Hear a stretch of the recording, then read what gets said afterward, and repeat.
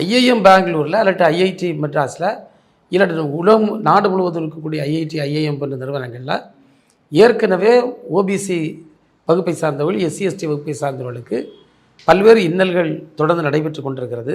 அவங்களுடைய vacant post fill பண்ணுவதில்லை, அவங்க promotions ஆப்பர்ச்சுனிட்டிஸை neglect பண்ணாங்க. அப்படி பல குற்றச்சாட்டுகள் தொடர்ந்து வந்துட்டுருக்கு, நான் பார்த்துட்ருக்கோம்.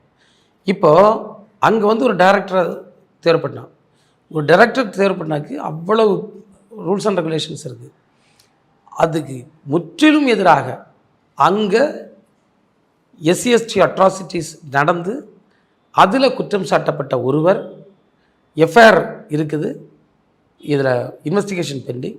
அவர் டைரக்டராக ரெக்கமெண்ட் பண்ணாங்கன்னா எவ்வளவு கம்யூனலாக, எவ்வளவு ஜாதி வரியோடு நீங்கள் பாஜக பாசிச பாஜக மதவரி என்று நாம் பேசிகிட்டு இருக்கோம். மதவரி அல்ல, மதவரி எவ்வளோ உச்சத்தில் இருக்கிறதோ அதே போன்று ஜாதி வரியோடு அவர்கள் செயல்பட்டு கொண்டிருக்கின்றனர். இப்போ ஐஏஎம் ஒரு எடுத்துக்காட்டு. ஆக இப்படிப்பட்ட விஷயத்தில் இருக்கிறதா இன்றைக்கி பொதுமக்கள் மத்தியில் இந்த கேம்பெயின் போயிட்டுருக்கு. நீங்கள் பிஜேபி எதிர்ப்பு என்பது நாங்கள் வெறும் அரசியல் எதிர்ப்பு அல்ல, இஷ்யூ பேஸ்டு தான்.